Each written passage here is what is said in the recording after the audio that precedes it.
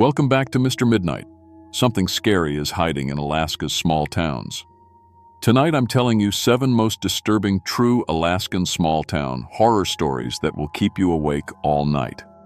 These aren't made up. They really happened to real people.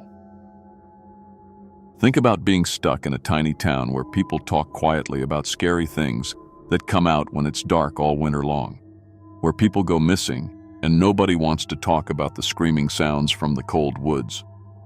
These stories come from hidden police papers, old diaries, and people who almost didn't make it out alive.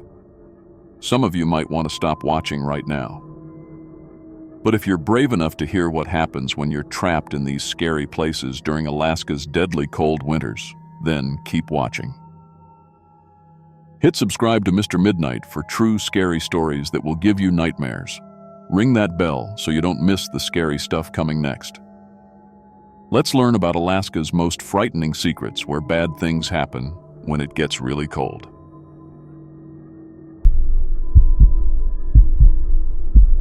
My name is Marcus Chen, and I'm 19 years old. I just finished high school in Fairbanks and was driving to Anchorage for my first real job interview at an insurance company. I'd been saving up for this trip for months, working part-time at a gas station to afford the drive and a cheap motel room. This job could change everything for me. Steady pay, benefits, maybe even a chance to move out of my mom's basement. I'd driven the Alaska highway plenty of times with my dad, but this was my first solo trip, and I was nervous but excited. November in Alaska is no joke. The weather can turn deadly in minutes, and cell phone service disappears for hundreds of miles. I had my dad's old Ford pickup loaded with emergency supplies, sleeping bag, extra food, jumper cables, and enough gas to get me there with some to spare. The truck wasn't much to look at, but it had always been reliable, at least until November 15th when everything went wrong. I was about 3 hours from Anchorage when the engine started making this grinding noise. The temperature gauge shot into the red and steam started pouring out from under the hood. I pulled over on this empty stretch of highway, snow falling so hard I could barely see 20 feet ahead. When I popped the hood, I could tell it was bad. The radiator had a crack you could stick your finger through, and there was coolant everywhere. My phone had no signal, which wasn't surprising out here. I was stuck in the middle of nowhere with a busted truck and a blizzard getting worse by the minute. That's when I saw the sign through the snow. Selawik, 2 miles, population 900. I'd never heard of the place, but any town was better than freezing to death on the highway. I grabbed my backpack and started walking. The wind was brutal, cutting right through my jacket, and the snow was getting deeper with each step. By the time I reached the outskirts of Selawik, my fingers were numb and I could barely feel my face. But what I saw made me feel a lot better. This looked like a real town, with actual houses and streetlights and smoke coming from chimneys. The first person I met was Jake Morrison, who ran the local garage. He was closing up shop when I stumbled in, half frozen and desperate. Jake was maybe 40, with greasy hands and a friendly smile. When I explained what happened, he just nodded like he'd heard it all before. Radiator, huh? Yeah, that's a common problem with those old Fords in this weather, he said, pouring me a cup of coffee from a thermos. Tell you what, I'll tow your truck in first thing tomorrow morning. Should be able to get you fixed up. How long do you think it'll take? I asked. Jake scratched his beard. Well, that depends. Might have the parts in stock, might have to order them from Anchorage. With this storm, could be a couple days before anything gets delivered. My heart sank. The job interview was in 2 days. Is there any way to rush it? Let me see what I can do, Jake said. But don't worry about tonight. Sarah at the diner will set you up with a room. This town takes care of visitors. Jake wasn't kidding about the town taking care of visitors. When I walked into Sarah's diner, this older woman with gray hair and a warm smile immediately rushed over like she'd been expecting me. You must be the young man Jake called about, Sarah said, leading me to a corner booth. Honey, you look half frozen. Let me get you some hot food. She brought me the biggest bowl of beef stew I'd ever seen, along with fresh bread and more coffee. When I tried to pay, she waved me off. Guests don't pay in Selawik, she said. That's our rule. You just focus on getting warm. The stew was incredible, rich and hearty, exactly what I needed. While I ate, other people kept stopping by my table to introduce themselves. There was Tom, the postmaster, Linda, who ran the general store, and Bill, who worked at the town hall. Everyone was so friendly, asking where I was from and what brought me to their little town. "We don't get many visitors, especially this time of year," said Linda. "It's such a treat to meet someone new." "You should stay a few days," added Tom. "Give yourself time to really see the place. I bet you'd love it here." They all seemed genuinely excited to meet me, which was nice, but also a little overwhelming. I'd grown up in cities where people mostly kept to themselves. This level of friendliness was new to me. After dinner, Sarah showed me to a small apartment above the diner. It was simple but clean, with a comfortable bed and a space heater that actually worked. She handed me the key and patted my shoulder. "You get some rest, hon. Tomorrow Mayor Thompson wants to meet you. He loves showing visitors around town." I slept better than I had in weeks. The apartment was warm and quiet, and the bed was way more comfortable than it looked. When I went down for breakfast, Sarah had a full spread waiting. Pancakes, bacon, eggs, the works. "Sleep well?" she asked. "Like a baby. Thank you so much for this." "Don't mention it. Oh, and Mayor Thompson is here to see you." Mayor Thompson was a big man in his 60s with silver hair and a politician's smile. He wore a heavy winter coat and boots that looked expensive. "Marcus, welcome to Selawik," he said, shaking my hand. "I hope Sarah's been taking good care of you." "Everyone's been incredible," I said. "That's what we're known for, small-town hospitality. How about I show you around? Help you see what makes this place special." The tour lasted 2 hours. Mayor Thompson walked me through the whole town, introducing me to what felt like every single person. The hardware store owner, Pete, insisted on giving me a free winter hat and gloves. "For visitors," he said, "we always keep extras around." At the post office, Tom showed me old photos of the town from decades past. "See how it's grown. We're always looking for young people to stay and help build our community." "Stay?" I asked. "Well, sure," Tom said. "You seem like the type who'd fit right in. Good work ethic, polite, friendly. We could use more people like you." The mayor nodded enthusiastically. "Tom's right. This town has so much to offer the right person. Good people, steady work, beautiful country. A lot of visitors end up deciding to make this their home." "That's really flattering," I said. "But I have that job interview in Anchorage." Of course, the mayor said quickly. "Just something to think about." That afternoon, I went back to check on my truck with Jake. He'd towed it to his garage, and when I saw it up on the lift, my stomach dropped. The radiator was completely shot, and there was other damage too. "Worse than I thought," Jake said, shaking his head. "The water pump's gone too, and there's a crack in the engine block. This is going to take some time." "How much time?" "Parts won't be here until at least Monday. Maybe longer with this weather. The delivery trucks can't get through." It was Friday. My interview was Monday morning. "Is there any other way? Maybe I could rent a car or catch a bus." Jake laughed. "Rent a car? In Selawik? And the nearest bus stop is 200 miles south. I'm sorry, kid. You're stuck here until I can fix your truck." I felt sick. This job was my big break, and now I was going to miss it because of bad luck and bad weather. When I got back to the diner, Sarah could see I was upset. "Truck problems?" she asked. "Yeah, looks like I'm going to be here a while." "Oh, that's wonderful," she said, then caught herself. "I mean, not wonderful that your truck's broken, but wonderful that you'll be staying longer. We so rarely get to really spend time with visitors." That evening, 3 different families invited me for dinner. I ended up at the Henderson's house, where Mrs. Henderson made an enormous roast dinner. Their kids, who were maybe 10 and 12, kept staring at me like I was some kind of celebrity. "We never get visitors," the boy said. "Tommy, don't stare," his mother scolded, but she was smiling. "Though he's right, you're quite special around here." Mr. Henderson raised his beer. "To Marcus, and to hoping he decides to stick around." Everyone toasted, and I felt this weird pressure to smile and play along. These people were being incredibly kind, but something felt off. The way they looked at me, the way they talked about other visitors. It was like I was some rare animal at a zoo.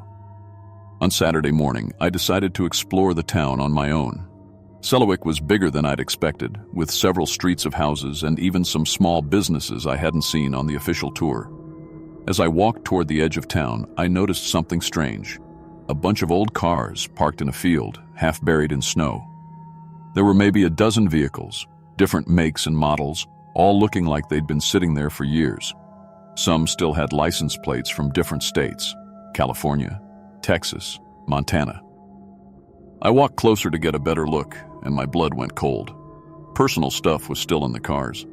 I could see a purse on the dashboard of a blue Honda, a briefcase in the back seat of a pickup truck. Through the snow-covered windows of a red sedan, I spotted a cell phone and what looked like a wallet. Curious about the cars? I spun around. Mayor Thompson was standing behind me, that same friendly smile on his face. "Yeah, I was just wondering whose they were," I said. "Previous visitors," he said casually. "People who decided to stay permanently." "Stay permanently? What happened to the cars?" "Well, when someone becomes a resident, they don't need their old vehicle anymore. We use them for parts mostly. Waste not, want not." That made sense, sort of, but something bothered me about it. How many people have decided to stay? Oh, quite a few over the years. This town has a way of grow it. Hung on, people.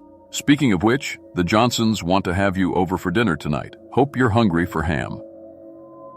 The Johnsons' dinner was another massive feast, but I found it hard to enjoy. I kept thinking about those abandoned cars and the personal belongings left inside. When Mrs. Johnson showed me to the guest room where I'd be sleeping, I noticed something that made my skin crawl. There was stuff in the room that wasn't mine. A leather wallet on the dresser, a pair of glasses on the nightstand, a cell phone charger that didn't match my phone. When I asked Mrs. Johnson about it, she just smiled. "Oh, those belong to our last visitor. Poor dear decided to stay permanently, so he didn't need them anymore." "Where is he now?" "Moved in with the Stevensons, I believe. Or maybe it was the Millers. Anyway, feel free to use anything you need." I didn't sleep well that night. Something was very wrong in Selawik, but I couldn't figure out what. The people were friendly, almost too friendly. And this business about visitors deciding to stay. Where were these people? In a town of 900, you'd think I'd run into at least one of them. Sunday morning, I went to Jake's garage to check on my truck again. He was there early, tinkering with some other vehicle. "Any word on those parts?" I asked. Jake didn't look up from his work. "Still waiting. Should be here soon, though." "Define soon. I really need to get out of here." Now he looked at me, and for just a second, his friendly expression slipped. "You in some kind of hurry to leave us?" "I have that job interview in Anchorage. It's important." "Right, the interview." Jake wiped his hands on a rag. "Tell you what, let me make some calls. See if I can expedite those parts." But when he walked to his office phone, I noticed something. There was a box of radiator parts sitting right there on his workbench. The exact parts my TR Buck needed. Jake saw me looking and quickly stepped between me and the box. "Those are for a different vehicle," he said quickly. "Different year, different model." I knew he was lying. I'd spent enough time helping my dad work on cars to recognize parts, and those were definitely for a Ford. My Ford. That afternoon, I told everyone I was taking a walk to clear my head. Instead, I broke into the town hall. I know it was wrong, but I needed answers. If people had really decided to stay in Selawik, there should be records, right? New resident registrations, address changes, something. What I found was much worse. In the mayor's office, I discovered a filing cabinet full of missing person reports. Dozens of them, going back years. All people who had supposedly decided to stay in Selawik. There was David Martinez from California, last seen when his car broke down near town. Jennifer Walsh from Montana, who disappeared during a snowstorm. Robert Kim from Washington, whose truck was found abandoned on the highway. All these people were officially missing. Their families were still looking for them. None of them had chosen to stay in Selawik. They had vanished. My hands were shaking as I flipped through the files. There were photos, personal details, even copies of the missing person posters their families had posted online. And at the bottom of each file, in Mayor Thompson's handwriting, were notes. Arrived November 12th. Suitable size. Processed November 15th. Processed. What the hell did that mean? I was about to find out. I heard voices outside the town hall. People calling my name, looking for me. I stuffed the files back and slipped out the back door. I needed to find proof of what happened to these missing people, and I had a terrible feeling I knew where to look. Behind the general store, there was a large metal building I'd assumed was just storage. But now I realized it was a meat locker, the kind hunters use to process game. The door was locked, but the window was just high enough that I could pull myself up and look inside. What I saw will haunt me for the rest of my life. It was full of hanging meat, dozens of cuts, all labeled and dated. But these weren't deer or moose. The cuts were too uniform, too carefully butchered. And the labels had names and dates. David M., Nov 2023, leg roast. Jennifer W., Oxt 2023, shoulder cuts. Robert K., Deck 2022, ground meat. I was looking at a human butcher shop. I dropped from the window and threw up in the snow. The friendly dinners, the generous portions, the way everyone insisted I eat more, they were fattening me up. Just like they'd done to all the other visitors over the years. The people of Selawik were cannibals. I heard them before I saw them, voices calling my name, getting closer. I ran toward the garage thinking maybe I could get my truck started, even without the radiator fixed, but Jake was waiting for me. "There you are, Marcus," he said. "Everyone's been looking for you." "I bet they have," I said, backing away. "Mayor Thompson wants to see you, says it's time for dinner." The way he said dinner made my blood freeze. I turned and ran. The whole town came after me. It wasn't just a few people, it was everyone. Men, women, even teenagers, all moving in coordinated groups to cut off my escape routes. They moved like they'd done this before, which I realized they had. Many times. "Marcus!" Mayor Thompson's voice echoed from the main street. "There's no need to run. Dinner's ready, and you're the guest of honor." I could hear them laughing, like this was all a game to them. I ducked behind the hardware store trying to think. The main road out of town would be blocked. My truck was useless. And 900 people wanted to eat me. I needed weapons. I broke into Pete's hardware store through the back door. If I was going to die, I wasn't going out easy. I grabbed a hammer, some rope, and a can of gasoline. I also found a box of road flare and some heavy-duty zip ties. Mrs. Chen from the post office found me first. She came around the corner of the store with a big kitchen knife and a smile on her face. "There you are." "Sweetie," she said, "time to come home." I hit her with the hammer. I didn't want to, but she was trying to kill me.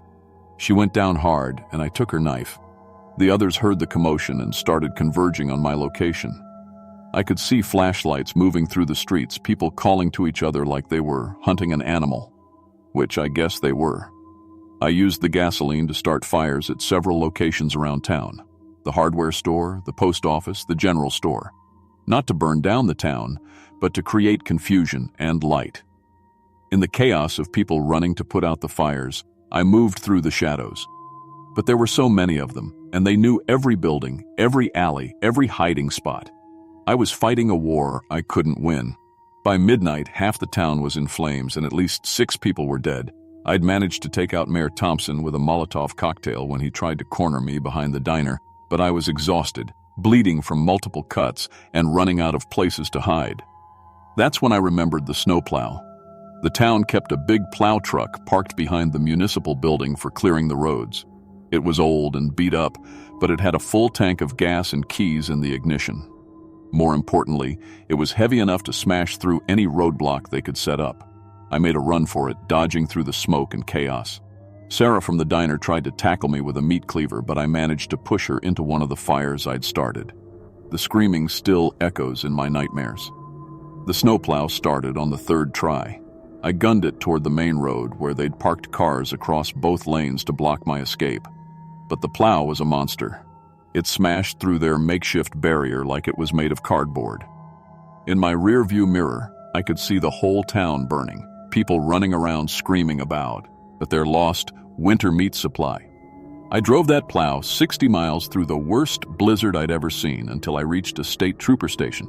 The investigation took months. When the snow melted, they found evidence of 47 missing people over the past 5 years. Human remains, personal belongings, even a detailed ledger of who had been processed when. The surviving residents of Selawik claimed they were forced to participate by the town leadership, but the evidence suggested otherwise.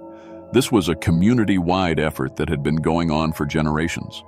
When food became scarce during harsh winters, they supplemented their supplies with travelers who broke down near their town.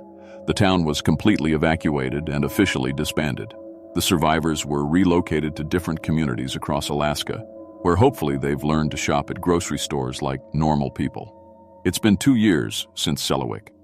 I moved to Hawaii right after the trials ended, somewhere warm, where winter doesn't exist and fresh food is always available. I got a job at a resort, nothing fancy, but it pays the bills and keeps me around lots of people. I can't accept help from strangers anymore. When someone offers to buy me dinner or invites me to their house, all I can think about is that meat locker. I haven't eaten beef or pork since that night. The texture reminds me too much of what I saw hanging in that freezer. Most nights I still dream about friendly faces hiding murderous intentions. I wake up checking locks and looking out windows, making sure no one's watching me. I've memorized the locations of every exit in every building I enter, and sometimes, late at night, I check missing person websites, looking for patterns, searching for other towns that might be doing what Selawik did. Because I know they're out there, places where being a stranger in need makes you pray instead of getting you help. If your car ever breaks down in a small town during winter, and the locals seem a little too eager to have you stay for dinner, remember my story. Sometimes the most dangerous predators are the ones who smile while they're hunting you. Trust me on this. I learned it the hard way.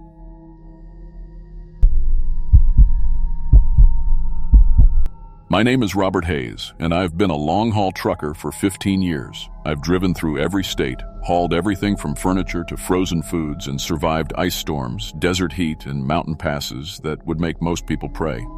I've got a clean CDL, over 1 million miles without a major accident, and I know every truck stop between Seattle and Miami.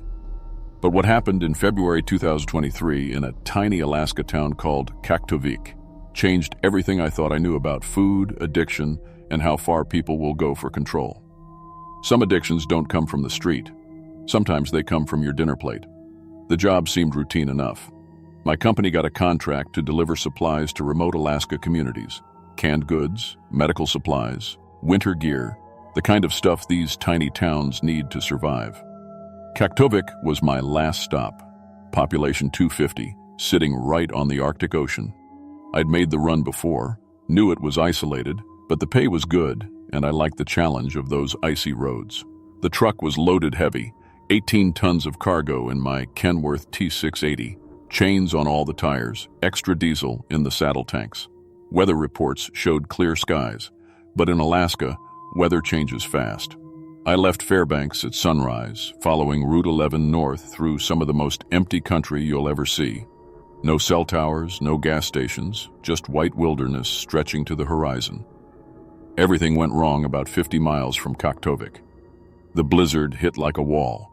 Zero visibility, winds that rocked my truck sideways, snow piling up faster than my wipers could clear it.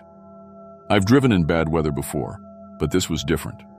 The GPS went haywire, showing me in the middle of the ocean, then in Canada, then nowhere at all.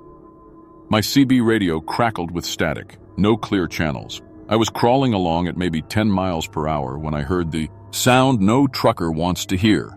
A loud grinding from the engine compartment, followed by total loss of power. The truck coasted to a stop on what I hoped was still the road. When I popped the hood, antifreeze was spraying everywhere. The water pump had failed, and in this cold, that meant I wasn't going anywhere soon. I grabbed my emergency radio and managed to raise someone in Kaktovik. A woman's voice, warm and friendly, told me they'd send help as soon as the storm passed. "Don't worry, honey," she said. "We'll take good care of you. I'm Mary. I run the cafe in town. Once they tow you in, you come straight to me for a hot meal. The tow took 6 hours. By the time we reached Kaktovik, I was half frozen and hungry enough to eat my own boots. The town was tiny, maybe 50 buildings clustered together, all looking like they were built to survive the end of the world. The mechanic said he'd need to order parts from Fairbanks, maybe 3 or 4 days with the weather. That's when I met Mary face to face. She was probably 70, with gray hair and a neat bun and the kindest eyes I'd ever seen. Her cafe was small and warm, with maybe a dozen tables and the best smells I'd encountered in months of truck stop food. "You sit right there," she said, guiding me to a table by the window. "I'll bring you something special." The soup she brought me was incredible. I couldn't identify all the flavors. Something between beef stew and the best pot roast I'd ever tasted, with herbs I didn't recognize and a rich, complex taste that made my mouth water even while I was eating. The bread was fresh-baked and warm, and when she brought the main course, some kind of meat with vegetables and gravy, I actually groaned with pleasure. "This is amazing," I told her. "What's your secret?" Mary smiled that grandmother smile. "Family recipe," she said. "Been perfecting it for years. Just eat up, dear. You need your strength." I cleaned my plate completely, something I rarely did anywhere. As I was finishing, other customers started coming in for dinner. What struck me was how eager they looked, almost desperate. The local banker, a thin man named Jim, ordered 3 different entrees. A woman from the post office ate 2 full meals back to back. Everyone seemed to be savoring every bite like it was their last meal on earth. "Folks around here sure love your cooking," I said to Mary. "Oh yes," she replied, eyes twinkling. "They're very loyal customers. Most of them eat here twice a day, sometimes more. I take good care of my people." That first night, I slept better than I had in weeks. But I woke up around 3 a.m. with the strangest craving. I kept thinking about that soup, the way it tasted, how it made me feel. My stomach was actually growling, even though I'd eaten a huge dinner. I told myself it was just because the food was so good, better than anything I'd had in months of greasy truck stops and fast food. The next morning, I was at Mary's before they even opened. She let me in with a smile, like she'd been expecting me. Breakfast was just as incredible. Eggs and sausage and pancakes that tasted like heaven. The coffee was rich and smooth, with an aftertaste I couldn't quite place but somehow craved. "Sleep well?" Mary asked. "Like a baby," I lied. I didn't mention waking up hungry, or the vivid dreams about food that had kept me tossing and turning. During breakfast, I watched the other customers. They all had this look, satisfied but never quite full, like they were already thinking about their next meal. Jim, the banker, was there again, eating pancakes and bacon like his life depended on it. When I asked him about good places to eat in town, he laughed. "There's only one place to eat in Kaktovik," he said. "Mary's is the best food you'll find in 1,000 miles. I've been having lunch here every single day for 3 years, sometimes dinner too. Can't imagine eating anywhere else." 3 years? I asked. "Every day?" His smile flickered for just a second. "Mary takes good care of us," he said, the exact same words she'd used. "Real good care." By the 3rd day, something was definitely wrong with me. I'd tried to eat some protein bars from my truck, but they tasted like cardboard. The instant coffee I usually drank made me nauseous. Only Mary's food satisfied the hunger that seemed to gnaw at me constantly. I found myself thinking about lunch while eating breakfast, planning dinner while finishing lunch. The mechanic said my parts were delayed, maybe another day or 2. I should have been frustrated, but part of me was relieved. The thought of leaving Mary's cooking behind made me genuinely anxious. That's when I started paying closer attention to the other customers. They all had this slightly jittery quality, like addicts between fixes. I watched a woman from the general store pace outside Mary's at 10:30 a.m., 30 minutes before they opened for lunch, literally wringing her hands. When Jim was 10 minutes late for his usual lunchtime, he was sweating and shaking by the time he sat down. "You feeling all right, Jim?" I asked. Fine, he said quickly. "Just needed my meal, you know. Don't like to be late for Mary's cooking. Makes me feel off." That afternoon, I tried an experiment. Instead of going to Mary's for dinner, I drove to the one other place in town that sold food, a small grocery store with a deli counter. The woman behind the counter looked at me like I was crazy. "You don't want to eat here," she said nervously. "Mary's food is much better. You should go there instead."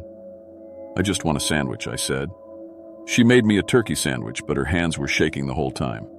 I took one bite and immediately felt sick. Not because the food was bad, but because my body was rejecting anything that wasn't from Mary's Cafe.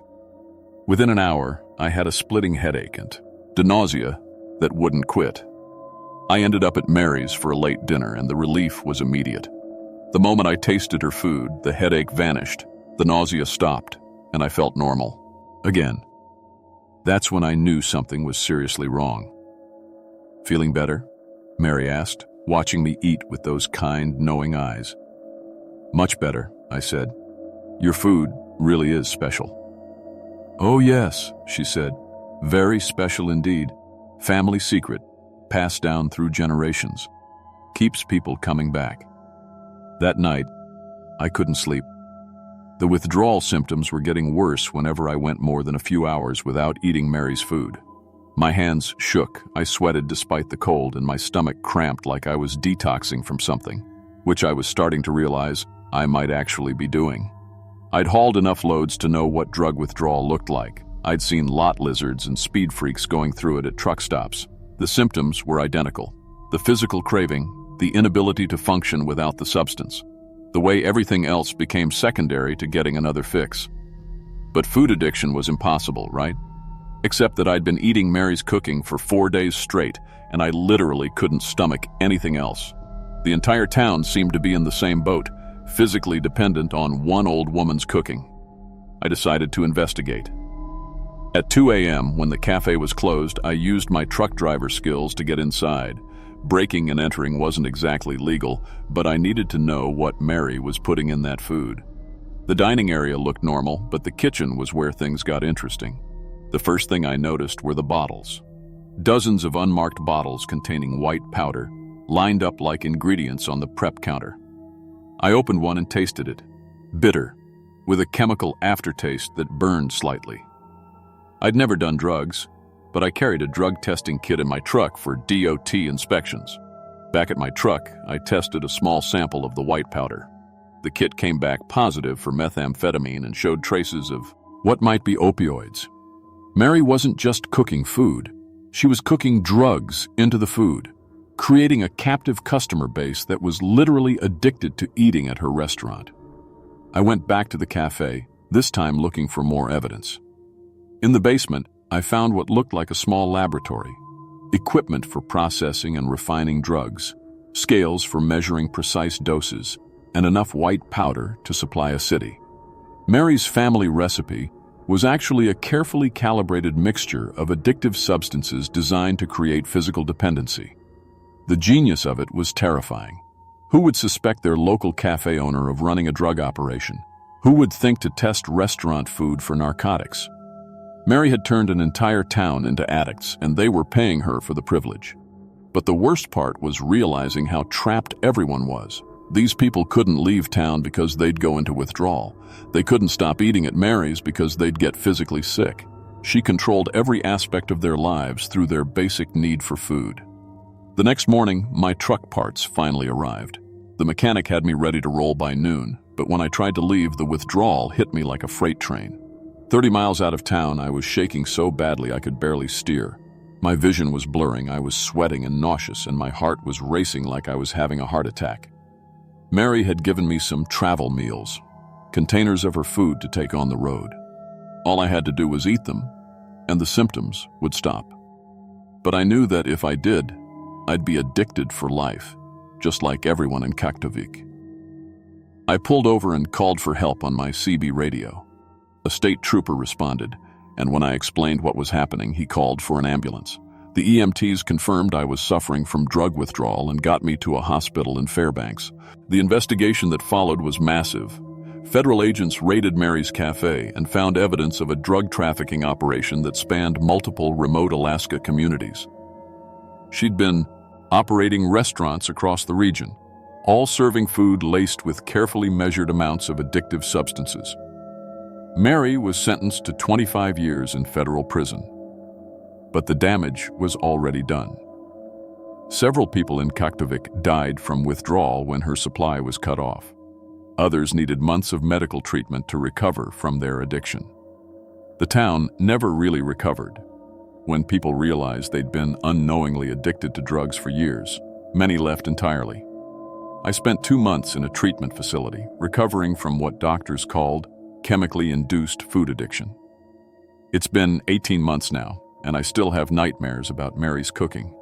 I've changed my trucking routes to avoid any small towns where I might be tempted by food that tastes too good to be true. The scariest part isn't that one old woman could control an entire town through their basic need for food. It's how easy it was and how long it went undetected. If a truck driver with drug testing equipment hadn't gotten suspicious, Mary might still be operating today. I still drive long-haul routes, but I carry my own food now, and I never eat at restaurants in isolated communities.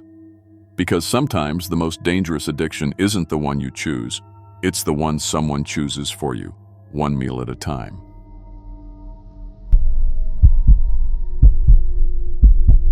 My name is Lisa Carter, and I've been driving school buses for 8 years. I started in Anchorage, working the city routes with 40 kids crammed into every seat. The pay wasn't great, but I loved watching those kids grow up year after year. Some days were tough, dealing with fights, keeping everyone safe in bad weather, making sure the quiet ones weren't getting picked on. But most days, I'd see a shy kindergartner become a confident 5th grader, and that made it all worth it. When my husband Jake got transferred to Arctic Village for his job with the power company, I figured my bus driving days were over. Arctic Village has maybe 150 people total, scattered across miles of frozen wilderness. But then I found out they needed someone to drive the only school bus serving the whole area. The pay was twice what I made in Anchorage, and they were desperate. Jake said it would be easy money, just a handful of kids from farming families who lived too far from the tiny school to walk. I should have known something was wrong from my very first day. It was September 15th when I started my route in Arctic Village. The bus was old but well-maintained, a 1998 International that could handle the rough dirt roads. My route covered about 30 miles, picking up kids from scattered homesteads and farms. The superintendent, a nervous man named Mr. Peterson, gave me a list of 23 kids and their addresses. He seemed in a hurry to leave, just handed me the keys and said the parents all knew the schedule. The first house was the Hendersons, about 5 miles outside town. A tall, blonde woman waited with 2 kids, a dark-haired boy who looked maybe 8, and an Asian girl around 10. Neither kid looked anything like their mother. When I introduced myself, the woman just nodded and pushed the kids toward the bus. "Marcus and Amy," she said flatly. "They know where to sit. I figured maybe they were adopted. Lots of families adopt these days." The next stop was the Williams family. A heavy-set man with red hair stood with 3 kids, a blonde girl, a black boy, and another girl who looked Hispanic. None of them resembled him at all. He barely made eye contact, just grunted when I waved. By the 4th stop, I was starting to feel uneasy. Every single family was the same. Parents who looked nothing like their kids, kids who didn't look related to each other. In 8 years of driving bus, I'd never seen anything like it. During the ride to school, I tried talking to the kids. Most were quiet, staring out the windows. When I asked Marcus about his family, he looked confused. "Mrs. Henderson isn't my mom," he whispered, "but I'm not supposed to say that." "What do you mean, honey?" I asked. His face went pale. I don't remember. We're not supposed to talk about before." That afternoon, I asked the school secretary about the kids. Mrs. Davis, who'd worked there for 20 years, got a weird look on her face. "All the children here are adopted," she said quickly. "The families in Arctic Village are very generous, taking in kids who need homes." "All of them?" I asked. She nodded, not meeting my eyes. "The town has always taken care of children in need." Over the next few weeks, I started paying closer attention. I noticed things that made my skin crawl. The kids never hugged their parents goodbye. Parents never asked about their day. When little Amy fell and scraped her knee getting off the bus, Mrs. Henderson looked annoyed, not concerned. I found old photos in kids' backpacks, pictures of them with different families, different parents. When I asked Amy about a photo showing her with an Asian couple, she started crying. "I'm not supposed to remember them," she sobbed. "Pastor Williams says it makes me sick." That name kept coming up. Pastor Williams. He ran the small church in town, and apparently he was the one who arranged all these adoptions. Parents spoke about him with a mixture of fear and respect. Kids went quiet whenever his name was mentioned. One night in October, I couldn't sleep. The whole situation felt wrong. I decided to do some research. I called the State Adoption Services office in Anchorage, pretending to be interested in adopting. When I asked about Arctic Village, the woman on the phone was confused. "Arctic Village?" she said. "We don't have any registered adoption agencies there. Are you sure about the name?" My blood went cold. If these weren't legal adoptions, what were they? I started documenting everything. I took pictures of the kids with my phone, wrote down their names and descriptions. I kept notes about which parents seemed to know nothing about their children's medical needs or favorite foods. The more I watched, the more obvious it became. These weren't loving families. These were warehouses. The breaking point came on a Thursday morning in November. I arrived at the Henderson house to find Marcus with a black eye. When I asked what happened, Mrs. Henderson snapped, "He fell!" But Marcus looked terrified, not clumsy. Later that day, Marcus pulled me aside. "Miss Lisa," he whispered, "I remember my real parents. They had a car accident, but I don't think they died. I think someone hurt them." "What do you remember?" I asked gently. "We were driving through town and our car broke down. Pastor Williams said he'd help us. My mom and dad went to talk to him and I waited in the car. Then some men came and took me away. I kept asking for my parents, but they said my parents didn't want me anymore." My hands were shaking as I wrote this down. This wasn't adoption. This was kidnapping. That weekend, I drove around town, trying to piece things together. Arctic Village sat at the intersection of two major highways, perfect for travelers passing through. I noticed several abandoned vehicles in a lot behind Pastor Williams' church. Old cars and trucks, some with out-of-state plates, all dusty and forgotten. On Monday, I noticed that Tommy, a 6-year-old boy I'd been driving for 2 months, wasn't at his usual stop. When I asked his father, Mr. Collins, where Tommy was, the man looked nervous. "Tommy went to live with his new family," he said, "down south. Better opportunities." But Tommy had never mentioned wanting to leave. He'd been talking about the school Christmas play just last week. That afternoon, I saw a black SUV with tinted windows leaving town. Something told me Tommy was in that vehicle. I couldn't ignore it anymore. These children were being trafficked, and the entire town was involved. The next morning, I made a decision that could have gotten me killed. During my bus route, I used the radio to contact the state police. Bus radios are monitored, but I hoped anyone listening would think it was just a routine check-in. "Base, this is Bus 47, I said, trying to keep my voice steady. "I need to report a situation requiring immediate investigation. Multiple missing children, possible trafficking operation at my current location." The dispatcher's voice crackled back. "Bus 47, can you provide more details?" "Negative on open channel," I replied. "Need discreet investigation team. Will maintain normal route and provide location data." I spent that entire day driving my normal route, pretending everything was fine, while my heart hammered in my chest. Several times I caught parents staring at me suspiciously. Word was getting around that something was wrong. That evening, Jake came home looking worried. "Lisa, I heard some talk at work today. People are saying you've been asking too many questions about the families. Maybe you should back off." "Jake, these kids are being trafficked. We have to do something." "You don't know that for sure. And even if it's true, what can we do? We're outnumbered here. If the whole town is involved." Before I could answer, we heard vehicles outside. 3 trucks pulled up in our driveway. Pastor Williams got out of the first one along with several men I recognized as parents from my route.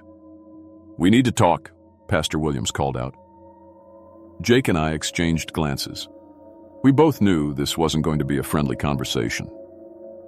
Pastor Williams was a tall, thin man in his 50s with cold gray eyes. He spoke softly, but there was menace in every word. "Mrs. Carter, I understand you've been concerned about our children's welfare.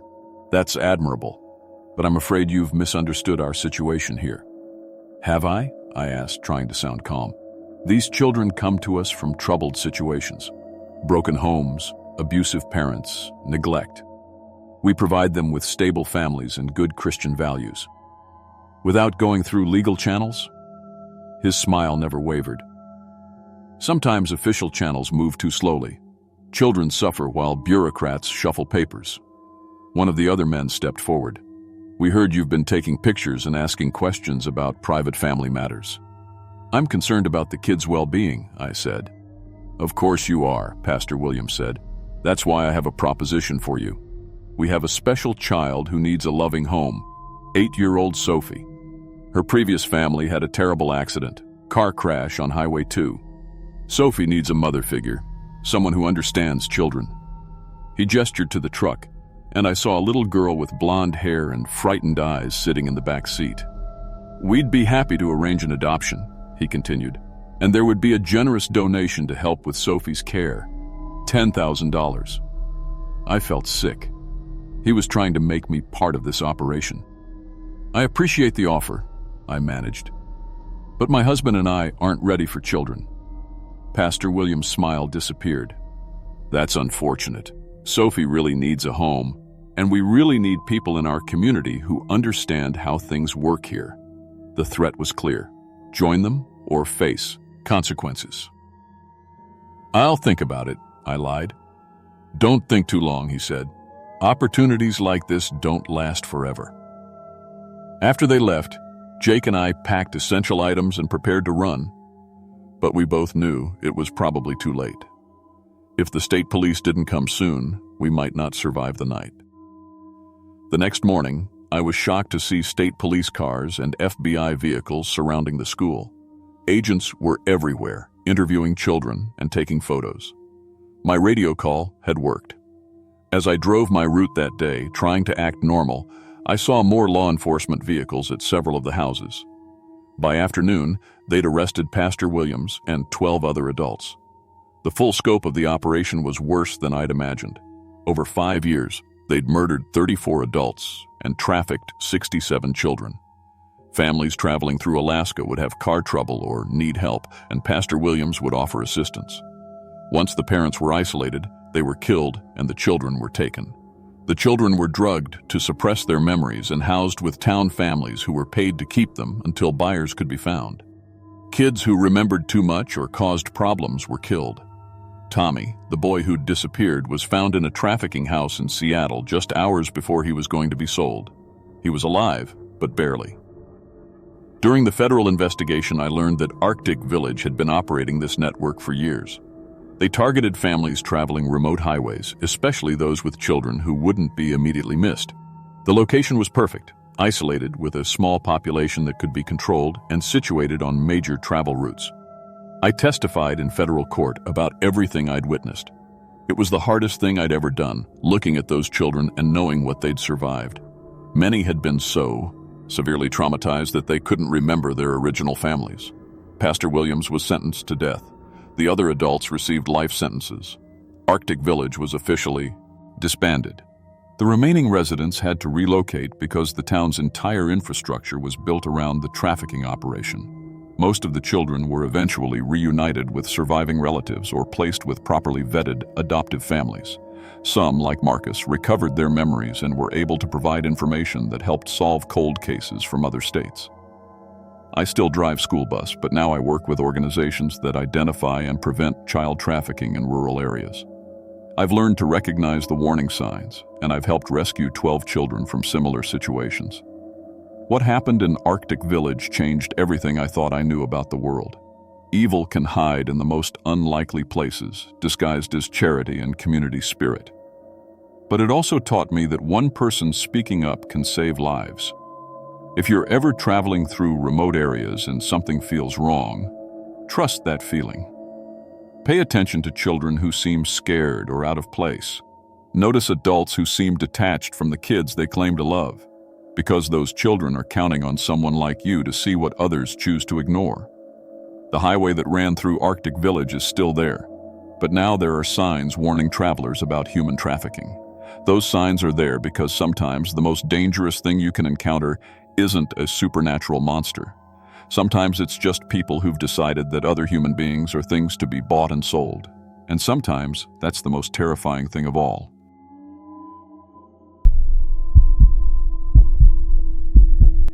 My name is Tommy Reeves, and I've been working as an insurance claims investigator for Northern States Insurance for 8 years now. Most people think my job is just paperwork and phone calls, but the truth is, I spend half my time driving to remote locations, talking to grieving families, and piecing together what really happened when someone dies unexpectedly. I've seen everything from obvious fraud attempts to genuinely heartbreaking accidents. I thought I'd seen it all. But what happened last winter in a tiny Alaskan town called Deadhorse changed everything I thought I knew about insurance fraud. And it nearly got me killed. The assignment came down from my supervisor on a cold February morning. Deadhorse, Alaska, population 50, had filed 12 accidental death claims in 6 months. For a town that small, that's not just unusual. It's statistically impossible. The company was hemorrhaging money on these claims, each one worth between $200,000 and $500,000. My job was simple: drive up there, ask some questions, and figure out if we were dealing with the world's unluckiest town or the most organized insurance scam I'd ever seen. I loaded up my Ford Explorer with my investigation kit, camera, measuring tools, accident reconstruction software on my laptop, and copies of all 12 death certificates. The drive to Deadhorse took me through some of the most isolated country I'd ever seen. Mile after mile of frozen wasteland with the occasional gas station or truck stop breaking up the endless white. By the time I reached the town limits, the sun was already setting, even though it was only 3 in the afternoon. Deadhorse didn't look like much. A handful of weathered buildings clustered around a single main road with snowmobiles and ATVs parked outside instead of cars. The kind of place where everyone knows everyone and strangers sight and out like sore thumbs. I checked into the only motel, a rundown place called the Northern Light Inn, and started reviewing my files. The death patterns were what had triggered our investigation in the first place. 12 healthy adults, all between 25 and 45 years old, all with substantial life insurance policies. The causes of death read like a catalog of Alaskan accidents: snowmobile crashes, falls through ice, equipment malfunctions, carbon monoxide poisoning. But when I looked closer, something felt wrong. These weren't random accidents. They were too clean, too convenient. Take Mark Henderson, age 32, died in a snowmobile crash 3 months ago. His wife Sarah collected $400,000 and moved to Seattle 2 weeks later. Or Linda Foster, age 28, fell through the ice on what local records showed was the warmest day of that month. Her husband collected $300,000 and relocated to Denver. Every single case followed the same pattern: tragic accident, large payout, surviving spouse leaves town immediately. I started making rounds the next morning, introducing myself as an investigator following up on recent claims. The reactions I got were interesting. Not grief, not anger at insurance company bureaucracy, just nervous politeness and quick attempts to end conversations. When I asked about the recent deaths, people got uncomfortable fast. They'd mumble something about dangerous living conditions and change the subject. My first real interview was with Bill McCarthy, who seemed to be the unofficial town leader. He was a big man, maybe 50 years old, with the kind of hands that come from decades of manual labor. He invited me into his house for coffee, and I noticed something odd right away. For a town that had lost almost a quarter of its population in 6 months, Bill didn't seem particularly upset. "Son, it's been a rough year," he told me, stirring his coffee slowly. "Alaska's dangerous. People die. That's just how it is up here." But when I pulled out my notebook and started asking specific questions about the accidents, his whole demeanor changed. The friendly host act dropped, and I found myself looking at someone who was measuring every word carefully. "You know," Bill said, "most insurance investigators just review the paperwork and cut the checks. Why are you here asking questions?" That's when I realized I might be in over my head. In my 8 years doing this job, I'd encountered plenty of small-town secrets, but nothing like this. The way Bill was looking at me, the way the whole town had reacted to my presence, it felt less like a fraud investigation and more like I'd stumbled into something dangerous. That night, I spread all 12 case files across my motel room bed and started looking for connections I'd missed. What I found made my blood run cold. These weren't random accidents committed by desperate individuals. This was systematic, organized. Every death had been planned months in advance. I pulled up property records on my laptop and cross-referenced them with the insurance policies. That's when I discovered the truth. The people who had died and the people who had collected the insurance money weren't random couples. They were participants in a rotating system. Mark Henderson hadn't been married to Sarah. Sarah was supposed to be married to David Foster, who had died 2 months before Mark. David was supposed to be married to Linda Foster, who had died a month before David. They were taking turns, drawing lots to see who would die next and who would do the killing. The surviving spouses were predetermined. The insurance companies were carefully chosen to avoid pattern detection, and every participant knew that if they played their part correctly, they'd eventually get their payout and their chance to disappear with hundreds of thousands of dollars. I sat there in that freezing motel room, staring at my laptop screen, trying to process what I'd uncovered. This wasn't just insurance fraud. This was a murder cooperative, a systematic killing operation that had been running for years, designed to generate millions of dollars through coordinated insurance fraud. My hands were shaking as I reached for my phone to call my supervisor. That's when I heard the snowmobiles outside. 3 engines, maybe 4, circling the motel.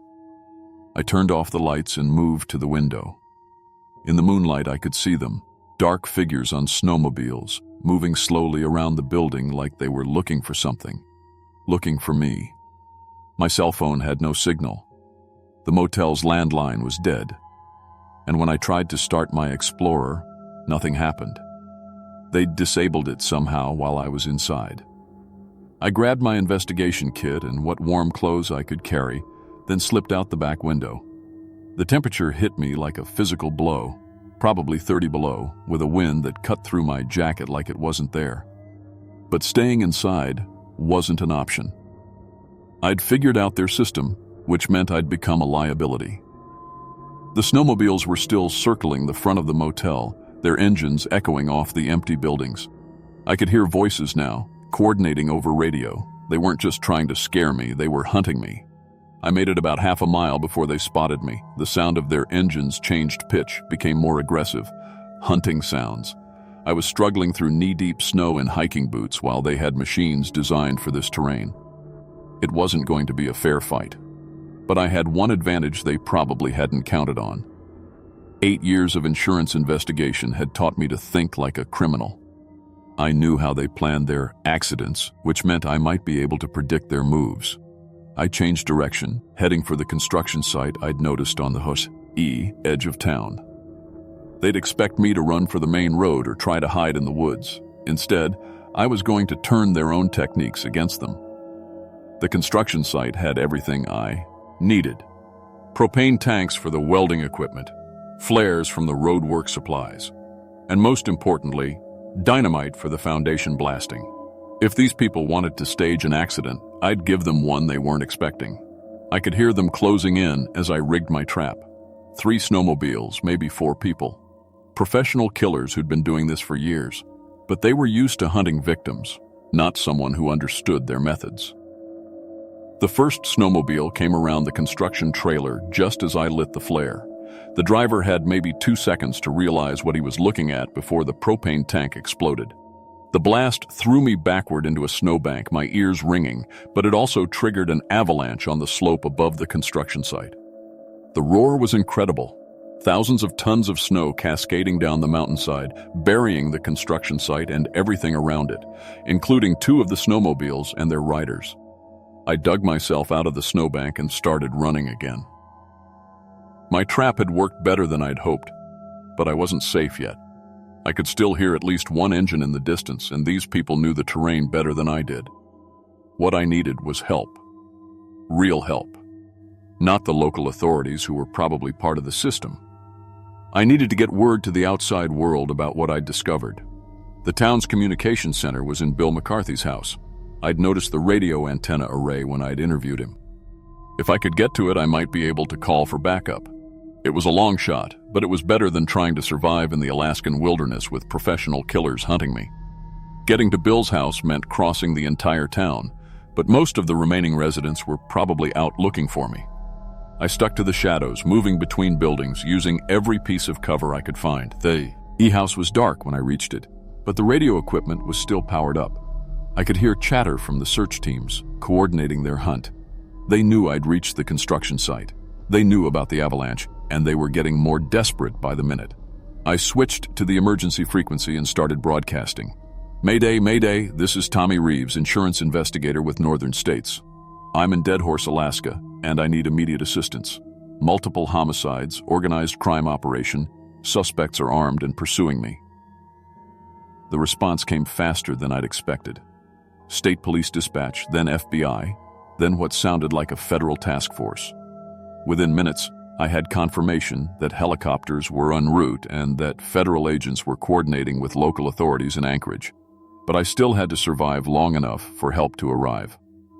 Bill McCarthy's voice came over the radio as I was finishing my emergency broadcast. Tommy, I know you're listening. We don't want to hurt you, son.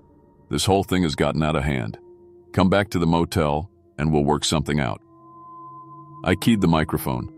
Bill, I know what you people are doing here.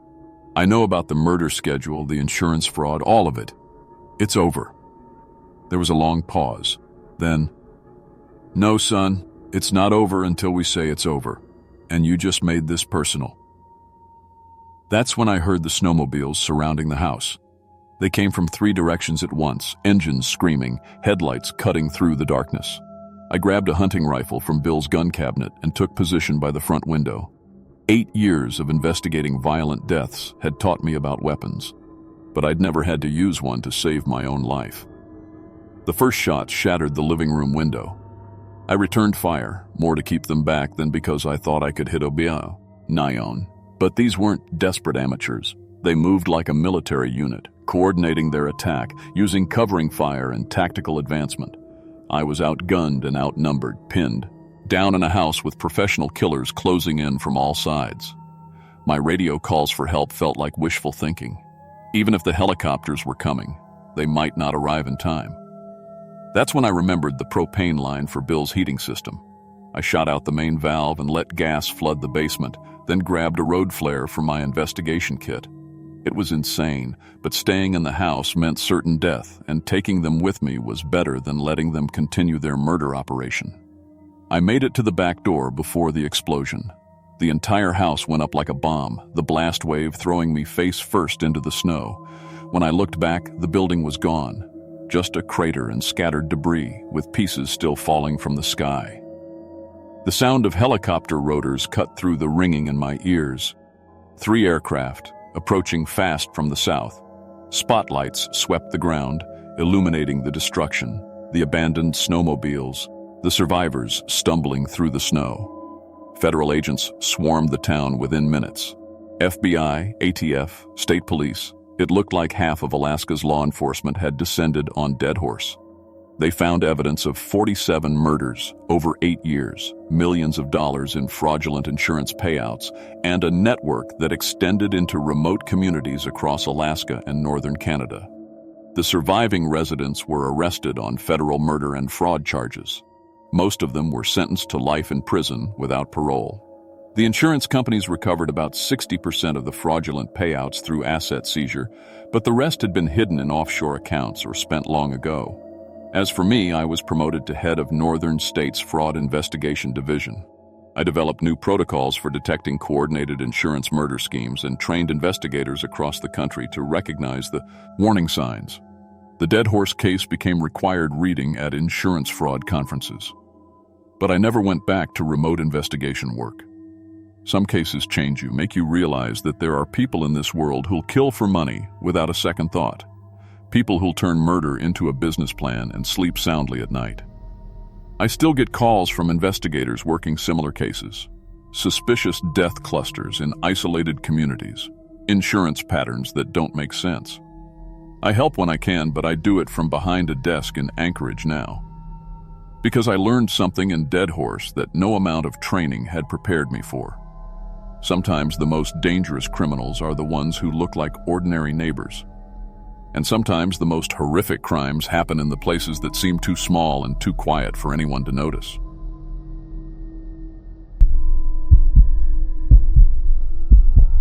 My name is Marcus Chen, and I'm 19 years old.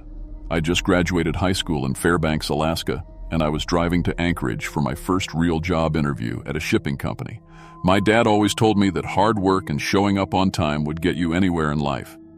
I believed him. I had my whole future planned out. Get the job, save money, maybe go to college later. Simple plan, right? But what happened in November 2023 in a tiny town called Selawik changed everything I thought I knew about the world. Some places aren't meant for people like us. Some places have their own rules and their own residents. It was November 15th when my 2015 Honda Civic started making that grinding sound. I was about 3 hours out from Anchorage, driving through some of the most empty land you've ever seen. Just trees, snow, and more trees. The radio had been crackling with static for the last hour, and my phone showed no signal bars. When the car finally died, I coasted into this little town called Selawik. The welcome sign said population 900, but honestly, it felt like way less than that. Maybe half the houses looked empty, with boarded windows and snow piled up to the doors. The other half had smoke coming from chimneys, but something felt off about them too. Every single house had heavy curtains drawn tight, even during the day. And I'm talking about thick, dark curtains that blocked out all the light. Most of the doors had 3 or 4 different locks on them. Who needs that many locks in a town of 900 people? I found the only mechanic shop on Main Street. The owner was this guy Jake, probably in his 50s, with hands stained black from motor oil. He looked at my car and shook his head. "Transmission's shot," he said, not even looking me in the eye. "Need to order parts from Anchorage. Won't be here for 3 days, maybe 4. Storm's coming in." 3 days. My NTM. Her view was tomorrow. I felt my stomach drop. "Is there any way to get a rental car? Or maybe a bus?" Jake laughed, but it wasn't a happy sound. "Kid, nothing gets in or out of Selawik when the weather turns. You're stuck here until I can fix your car." He pointed me toward the Selawik Motel, the only place to stay in town. It was this old building with peeling paint and windows that looked like they hadn't been cleaned in years. The woman at the front desk, Mrs. Patterson, was nice enough, but she kept looking at me weird. "You staying long?" she asked. "Just until my car's fixed. 3 days, maybe 4. Something changed in her face. She got real serious and leaned forward. "Listen, honey, we got rules here in Selawik. Important rules. You stay indoors after dark, 9 p.m. sharp. Don't matter what you hear outside, don't matter if someone's calling your name. You stay inside." "Why? What happens after 9? She just shook her head and handed me the room key. "Just follow the rules." My room was on the 2nd floor, facing the forest. It was basic. A bed, a small TV that only got 2 channels, and a heater that made weird clicking sounds. But it was clean, and after driving for 8 hours, I was grateful for anything. Around 7 p.m., I went to the little diner next to the motel for dinner. The waitress, a woman about my mom's age, was friendly until I mentioned I was staying at the motel. "How long you staying?" she asked. 3 days. Car trouble." That same look crossed her face. Fear, maybe? Or pity? "You be careful, hun. Follow Mrs. Patterson's rules. And if you hear anything tonight, anything at all, you just ignore it. Sometimes they try to trick you." But she was already walking away, refilling coffee cups for the other customers. I noticed everyone in the diner kept glancing at me, then looking away real quick, like they were trying not to stare. I went back to my room around 8:30. The sun sets early in Alaska in November, and it was already pitch black outside. I tried calling my parents to let them know about the car, but my phone still had no signal. The landline in the room was dead too. At exactly 9 p.m., something changed. The forest went completely silent. I mean, dead silent. Before that, I could hear wind in the trees, maybe an owl hooting, normal night sounds. But at 9 o'clock, it was like someone had turned off the sound of the world. I sat by the window, looking out at the trees.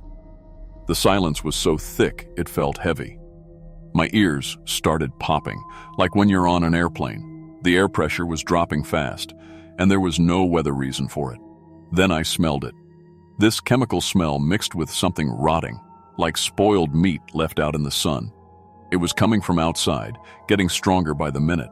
I had to close the window, but the smell seemed to come right through the glass. The temperature dropped 20 degrees in about 5 minutes. My breath started showing up in the room, even with the heater running. I put on my coat and got under the covers, but I couldn't stop shivering. I must have fallen asleep around midnight because I woke up to sunlight coming through the curtains.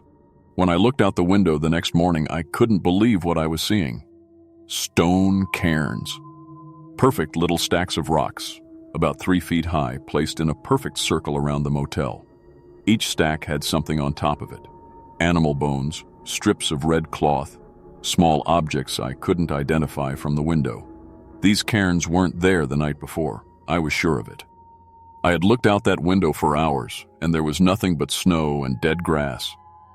Someone or something had built them during the night in complete silence. I got dressed and went outside to look closer. The cairns were perfectly balanced, like whoever made them had been doing it for years.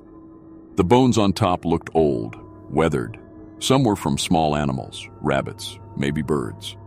But others were bigger, much bigger. The red cloth strips were tied in complicated knots, and they smelled like that chemical smell from the night before. When I got closer to examine one of the cairns, I noticed something else. Handprints on my car windows. Lots of them. But they weren't normal handprints. These had 4 fingers instead of 5, and they were too long. The fingers stretched almost 8 inches from palm to fingertip. They were greasy and left a metallic smell on the glass, like old pennies. I ran back to the motel and found Mrs. Patterson cleaning the lobby.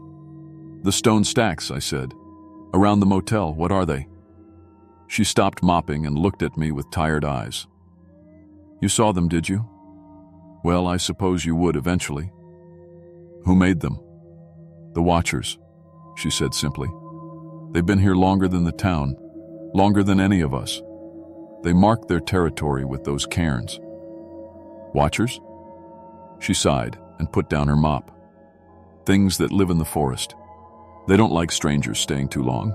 Usually folks just pass through, hunters, travelers. But when someone stays 3 days or more..." She didn't finish the sentence. "What happens after 3 days?" "They claim you, mark you as part of their territory. And then, well, then you don't leave." I thought Mrs. Patterson was just trying to scare me, maybe because she didn't like outsiders. But that afternoon, when I walked to Jake's shop to check on my car, I saw them. Pale figures standing in the tree line. Maybe 6 or 7 of them, perfectly still, like statues. They were too far away to see clearly, but something was wrong with their shape. Their arms hung too long, almost to their knees. Their heads were tilted at angles that didn't look natural. I stopped walking and stared at them. They didn't move, didn't even seem to be breathing, just standing there, watching me. I looked away for just a second to check my footing on the icy sidewalk. When I looked back, they were in different positions, still motionless, but they had moved. Some were closer to the tree line. One was standing behind a different tree entirely. My heart started pounding. I walked faster to the mechanic shop, but I could feel them watching me the whole way. Jake was under the hood of a pickup truck when I got there. "How's my car coming?" I asked. He didn't look up. "Parts are delayed. Storm's getting worse. Maybe another day or 2. "Another day or 2? You said 3 days maximum." Finally, he looked at me, and I saw something in his eyes I didn't like. Guilt, maybe. Or fear. "Weather's unpredictable. Nothing I can do about it." I wanted to argue, but something about his tone told me it wouldn't help. Instead, I asked about the pale figures. I saw some people in the forest, standing really still. Are they from town? Jake's wrench slipped, and he cursed under his breath. When he straightened up, his face was pale. You stay away from the forest, boy, and whatever you do, don't go out there at night. Mrs. Patterson called them watchers. What are they? Jake wiped his hands on a dirty rag and looked toward the trees. They've been here since before the town was built. Mining company found records going back to 1890. Miners who stayed too long disappeared. Always the same way, found days later, positioned like statues in the woods. No marks on them, but cold as ice, like something had drained all the heat right out of their bodies. That's just stories, right? Urban legends? Jake shook his head. I've lived here 40 years, lost 3 friends to those things. All folks who stayed too long didn't follow the rules. He pulled out a manila folder from his desk and showed me old newspaper clippings. Headlines about missing miners, unexplained disappearances, people found frozen in impossible positions. The articles went back over a century. They're territorial, Jake said. Mark their boundaries with those stone stacks. Long as you respect the rules and don't sneak, by more than a couple days they leave you alone. But after that, why doesn't anyone leave? Why doesn't the whole town just move somewhere else? Where would we go? This is home. Been home for generations. We've learned to live with them, follow their rules. It works mostly. Mostly? Sometimes young folks like you come through, get stuck here longer than they should. Watchers don't like that. That second night, I barely slept. Around 9 p.m., the silence hit again, even heavier than the night before. But this time, I heard something else. Footsteps. Slow, deliberate footsteps circling the motel. Not human footsteps. Too spread out, like whatever was making them had longer legs than a person should have. I peeked through the curtains and saw them. More watchers than the day before. Maybe a dozen of them, walking in perfect formation around the building. They moved in complete unison, like they were all controlled by the same mind. They were studying the building, stopping at each window, each door. One of them approached my window and pressed its face against the glass. I nearly screamed. Its skin was gray and waxy, like old candle wax. Its eyes were too wide, too round, and they reflected light like an animal's. Its mouth opened, but it didn't move right, like the muscles underneath weren't connected properly. When it breathed on the window, the glass started cracking from the cold.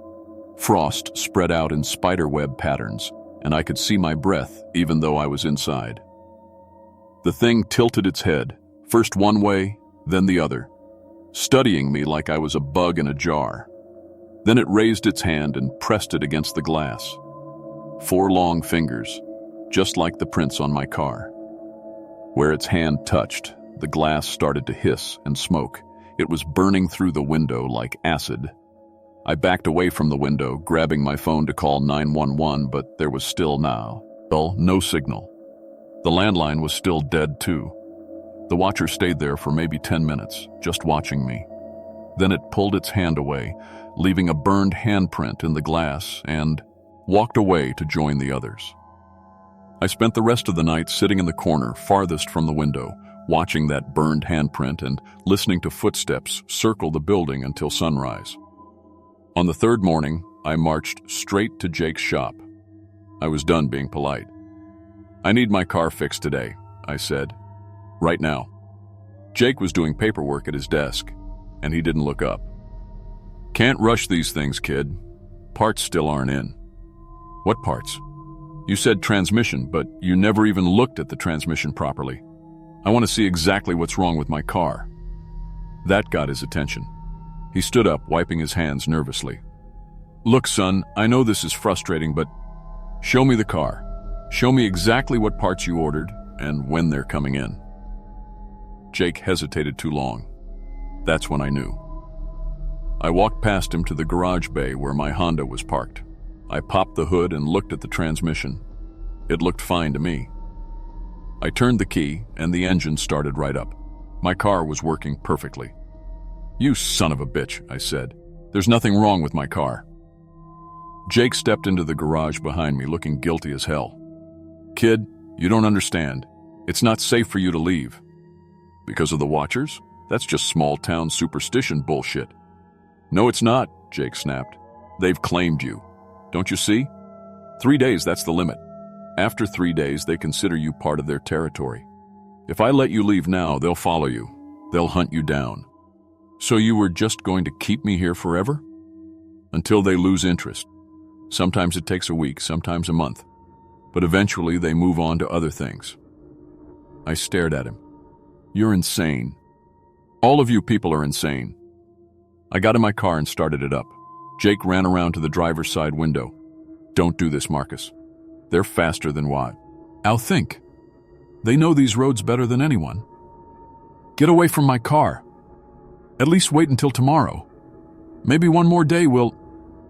I put the car in reverse and backed out of the garage. Jake jumped out of the way, shouting something about being careful, about staying on the main road. I didn't listen. I just wanted to get the hell out of Selawik. I made it about 2 miles out of town before I saw them.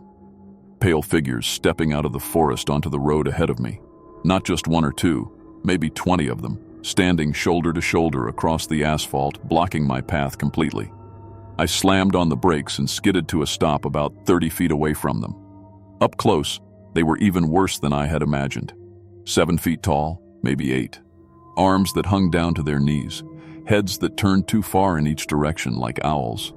And those eyes, wide, unblinking, reflecting my headlights like mirrors. They just stood there, watching me, waiting. I put the car in reverse and started backing up, but when I checked my mirrors, there were more Watchers behind me. They had moved onto the road from both sides, trapping me in a perfect line. They started walking toward the car, all of them moving in the same slow, deliberate pace. Their footsteps made no sound on the asphalt. I had maybe 30 seconds before they reached me. I gunned the engine and drove straight at the ones in front of me. Hitting them was like driving through ice sculptures. They shattered on impact, but it felt wrong. Too cold, too brittle. My windshield cracked from the cold, and freezing air rushed into the car through gaps that shouldn't have been there. More Watchers emerged from the forest, running parallel to the road as I sped past. They moved faster than anything human could move, keeping pace with my car even when I hit 60 mph. One of them leaped onto my roof. I could hear its lows, and fingers scratching at the metal, trying to get a grip. Another one grabbed onto the passenger side mirror and held on, its face pressed against the side window. My rear windshield exploded. The Watcher that had been chasing me from behind had caught up and punched through the glass. Freezing air filled the car, and I could barely see the road through the frost forming on my front windshield. But I could see the highway ahead, the main highway that would take me back to civilization. The Watchers seemed to realize it too.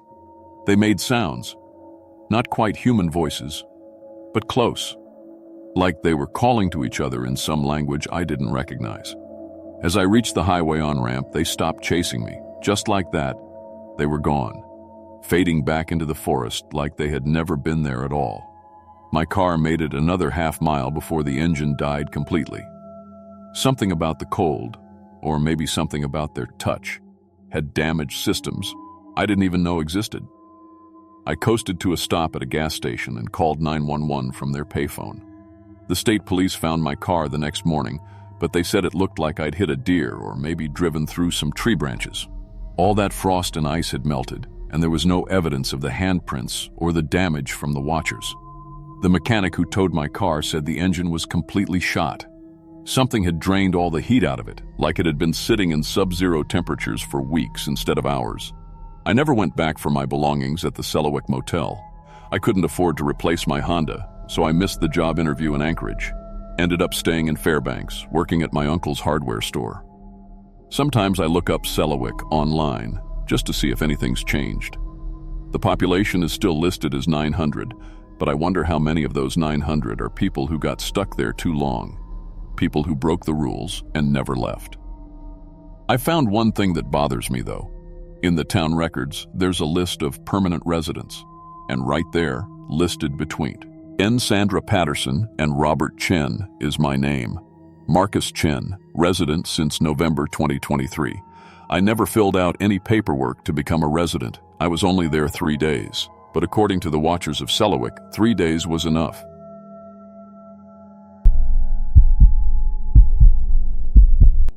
My name is Jennifer Walsh, and I've been a mail carrier for the United States Postal Service for 8 years. I started right out of high school in Anchorage, delivering packages around the city. After 5 years, I requested a transfer to rural route delivery. I wanted the challenge of serving Alaska's remote communities, places where mail delivery isn't just a job, it's a lifeline. These small towns depend on us for everything from medicine to social security checks. I drove a specially equipped postal truck with snow tires and emergency gear, covering hundreds of miles through some of the most isolated territory in North America. But what happened during my 6-month assignment to Kotzebue changed everything I thought I knew about the people I served. And I learned that sometimes the people you think you're helping aren't people at all. Kotzebue sits on the edge of the Arctic Ocean, population 3,200, accessible only by plane or boat during the brief summer months. During winter, it's completely cut off except for mail planes. The town runs on subsistence hunting and fishing, with most families living in small wooden houses clustered around the main road. My route covered the entire community, every house, every business, every family. I knew my customers personally. Mrs. Patterson at House 47 always offered me coffee on Tuesdays. Mr. Johnson at the Blue House on 3rd Street collected stamps and loved talking about his military service. The Kowalski family had 3 kids who'd run out to see what mail I brought. After 8 years on the job, you learn to read people. You remember faces, voices, the way they walk and talk. It's part of being professional. The assignment started in October. Alaska was already deep into winter darkness, with temperatures hitting minus 20 degrees. My truck was equipped with a CB radio, GPS unit, and emergency beacon. Standard PRs. Procedure required me to check in with the Kotzebue post office every 2 hours. I carried extra food, water, and Arctic sleeping bags in case I got stranded. The first month went normally. I learned the route, memorized which houses got which types of deliveries. Mrs. Patterson always got her pension check on the 3rd Thursday. Mr. Johnson received military correspondence and stamp magazines. The Kowalskis got packages from relatives in Anchorage. Then small things started seeming wrong. It began in early November. I was delivering mail to Mrs. Patterson like always, but when she opened the door, she called me Sarah. I'd been Jennifer to her for weeks. When I corrected her, she looked confused and said she'd always called me Sarah. But I had a perfect memory. She'd never called me anything but Jennifer. A few days later, Mr. Johnson didn't recognize a stamp magazine I'd delivered to him personally the week before. He acted like he'd never seen it, even though I remembered him getting excited about a rare Alaska Territory stamp featured on the cover. Now he claimed he'd never ordered stamp magazines at all. The Kowalski kids started acting strange too. The youngest, Tommy, had always been shy and hid behind his mother when I came to the door. Suddenly, he was outgoing and talkative, asking about my truck and wanting to help carry packages. His personality had completely flipped. I started keeping detailed notes in my delivery log: name, address, what I delivered, how they acted. After another month, I noticed something impossible. I had photos I'd taken of customers. The Postal Service encourages friendly relationships with remote communities. But when I compared old photos to recent ones, people looked different. Mrs. Patterson's husband had changed completely. In October photos, he was tall and thin with gray hair and brown eyes. By December, he was shorter and stockier with black hair and blue eyes. Same woman, same house, same kids, but a completely different husband. When I asked Mrs. Patterson about it, she acted like he'd always looked that way. I found 3 different families with identical fathers. Same face, same voice, same mannerisms. But they lived in different houses with different wives and children. That's when I realized I wasn't dealing with confused people or bad memory. Something was systematically replacing the residents of Kotzebue. I started taking secret photos during deliveries, pretending to check my phone while actually documenting who lived where. I discovered a pattern. Original people would disappear for 2 or 3 days. Missing person reports would get filed, then suddenly canceled as false alarms. The person would return, but families couldn't tell they were different. The returned people had subtle changes, wrong eye color, different height, voices slightly off pitch, but they had all the original person's memories, personality traits, even private family jokes. Only an outsider like me could notice the physical differences. I started following people after delivering their mail. That's how I discovered the truth. Mr. Johnson left his house after I delivered his mail and walked into the woods behind town. I followed at a distance, staying hidden behind trees. Deep in the forest, he met with 3 pale, humanoid creatures about 7 feet tall. They had smooth, featureless faces like mannequins with long, thin arms and fingers. I watched one creature touch Mr. Johnson's face. His appearance started shifting and changing like clay being molded. The creature was copying his memories, his voice patterns, everything that made him who he was. The real Mr. Johnson collapsed unconscious while the creature took his exact form. These things were mimics, shapeshifters that survived by copying humans perfectly. They'd study a person for weeks, learning every detail of their life. Then they'd replace the original and live their life so well that families never suspected anything. Mimics were systematically taking over Kotzebue. They'd start with one family member, then gradually replace the spouse and children. Whole neighborhoods were becoming mimic colonies, pretending to be human. I realized they were preparing for something bigger, replacing key community leaders. I checked public records at the post office. The mayor, police chief, and 3 town council members had all taken brief vacations in recent months. When they returned, I noticed subtle physical differences in their driver's license photos. The entire local government had been replaced. That's when the mimics realized I knew their secret. It started with reports from families saying I was acting different lately. People claimed I'd visited their houses when I was actually miles away on other parts of my route. Mimics were impersonating me, delivering mail to discredit my discoveries. My supervisor in Anchorage started getting complaints about my erratic behavior and confusion about my delivery schedule. I had to prove I wasn't losing my mind. I installed a dashboard camera in my postal truck and started recording every delivery. I documented my exact location at all times using GPS timestamps. The proof came when I encountered my own duplicate. I was delivering packages to the Kowalski house when I saw myself walking up to Mrs. Patterson's door across the street. Same postal uniform, same mail bag, even the same way of walking. I watched my duplicate deliver mail to a house I'd already visited that morning. I confronted it directly. The thing looked exactly like me but moved slightly wrong, too precise, like it was concentrating on each step.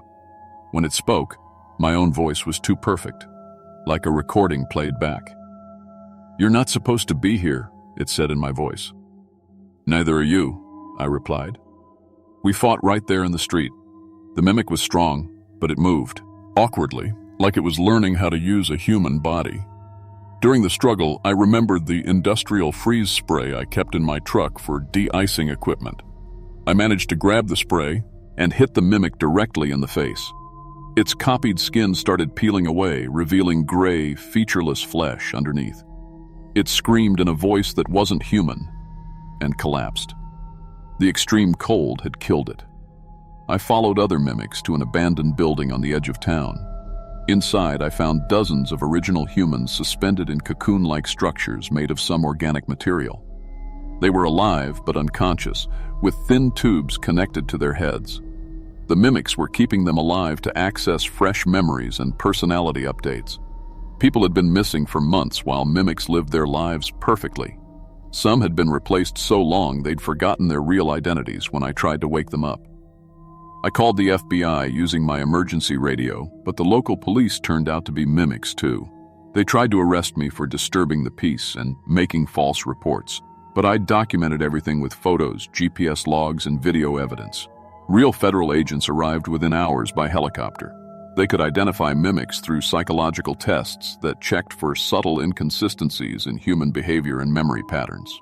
Kotzebue was quarantined while authorities hunted down the remaining shapeshifters. We found 47 mimics total, and 38 surviving original humans. The mimics had planned to replace the entire town before spreading to other Alaskan communities, then eventually to major cities. They'd been operating for over a year, perfecting their technique on an isolated population. I finished my assignment and requested immediate transfer back to Anchorage. The Postal Service gave me a commendation for exceptional service under unusual circumstances, but the official report listed it as assistance with federal investigation of identity theft ring. Most of the surviving families were reunited, though some relationships didn't recover from months of living with perfect imposters. The abandoned building was burned down by federal agents and Kotzebue slowly returned to normal. I still work as a mail carrier, but now I deliver packages in suburban Anchorage. I know every customer on my route personally, their real faces, voices, and personalities. I carry that freeze spray wherever I go, just in case. Sometimes I wonder if the mimics found other isolated communities to infiltrate. Sometimes I look at my customers a little too carefully, checking for subtle changes that might mean they've been replaced. Because once you've seen what perfect imitation looks like, you never stop watching for the small mistakes that give it away.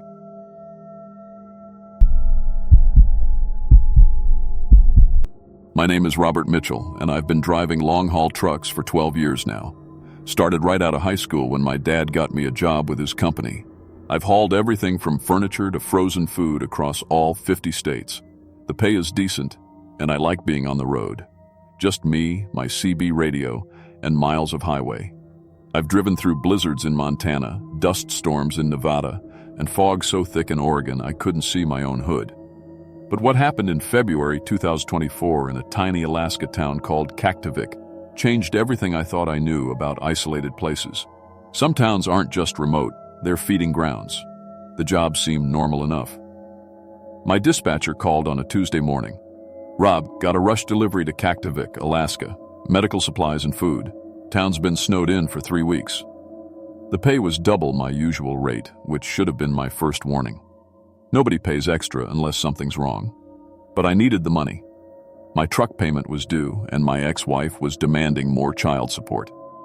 Kaktovik sits on the north coast of Alaska, population 250 on a good day.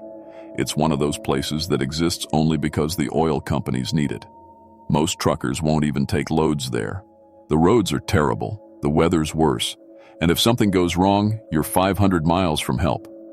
But I had a good truck, a 2019 Peterbilt with a reliable engine and winter tires rated for Arctic conditions. The drive up took 4 days. First 3 days went smooth.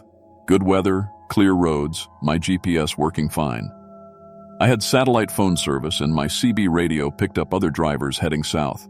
Everything normal. But on day 4, about 50 miles outside Kaktovik, things started feeling wrong. First, my CB went silent. Complete dead air. No static, no voices, nothing.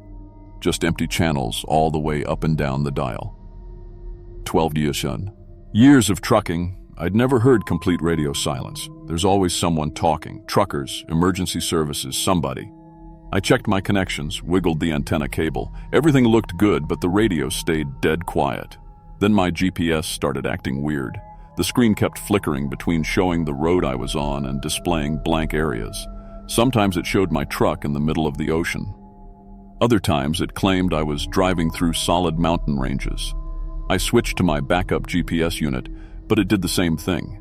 Both units were different brands, updated with fresh maps. No reason they should both malfunction at the same time. The landscape didn't help my mood. Nothing but flat, white ground stretching forever. No trees, no buildings, no signs of life. Just snow, ice, and gray sky. The kind of emptiness that makes you feel like you're the last person on Earth. My engine sounded different too. Quieter somehow, like the sound was being absorbed by something I couldn't see. I reached Kaktovik just as the sun was setting. The town looked like a collection of small, dark buildings scattered across the snow. No streetlights, no neon signs, no welcoming glow from windows. Just shadows and silence. I drove down what I assumed was the main street, looking for someone to tell me where to unload my cargo. That's when I saw the first person. An old Inupiat woman stood beside the road, watching my truck approach. She didn't wave or acknowledge me, just stood there staring. As I got closer, I could see her face clearly through my windshield. Her eyes looked hollow, sunken deep in her skull. Dark circles surrounded them like she hadn't slept in months. Her skin was pale, almost gray. When I passed her, she turned her head to follow my truck, but her body stayed completely still. I found the medical clinic and started unloading. The doctor who came to help looked just as bad as the old woman. Dr. Sarah Chen, according to her name tag. She was maybe 40, but looked 20 years older. Same dark circles around her eyes, same pale skin, same exhausted expression. When I handed her the clipboard to sign, I noticed small, perfectly round marks on her wrists. They looked like puncture wounds, but too neat to be from any animal I knew about. "Where's the inn?" I asked her. My dispatcher had said there was a place truckers could stay overnight. "End of Main Street," she said, her voice barely above a whisper. "Mary will take care of you." She signed for the medical supplies without reading the paperwork. Her signature was shaky, like she could barely hold the pen. I wanted to ask if she was okay, but something about her made me keep quiet. She looked at me like I was already gone, like I was something she was trying not to think about. The inn was a 2-story building that looked like it hadn't been updated since the 1970s. Faded wood siding, small windows, a hand-painted sign that was mostly worn away. I parked my truck in the empty lot and went inside. The lobby smelled like old coffee and something else, something metallic that made my throat feel dry. Mary, the owner, looked exactly like the others. Hollow eyes, pale skin, those same round marks on her hands and neck. She handed me a room key without asking for ID or payment. "Room 7, she whispered. "Checkout is whenever you want." That should have been another warning sign. Every hotel I'd ever stayed in wanted payment up front, especially from truckers they'd never seen before. But I was tired from driving, and the room was warm. I figured I'd deal with the weird people in the morning and get out of town as soon as possible. My room was on the 2nd floor, overlooking the parking lot where my truck sat. Basic setup: bed, desk, small bathroom, old radiator that clanked all night. I tried to call my dispatcher to report my arrival, but my satellite phone couldn't find a signal. The display showed full battery, but no connection to any elites. Same phone that had worked fine for the entire drive north. I went to bed around 10 o'clock, exhausted from the long drive. But I couldn't fall asleep. Every time I started to drift off, I felt like something was watching me. Not from outside the window, but from somewhere closer. Like something was in the room with me, standing just outside my vision. I kept checking the corners, under the bed, behind the curtains. Nothing there, but the feeling wouldn't go away. When I finally did fall asleep, I had the strangest dreams. I dreamed I was lying in bed, but I couldn't move. Something was touching my arms, my neck, my chest. Not human hands, something cold and wet, like tentacles or tubes. I could feel my energy draining away, flowing out of my body through these connections. In the dream, I was getting weaker and weaker, but I couldn't wake up or fight back.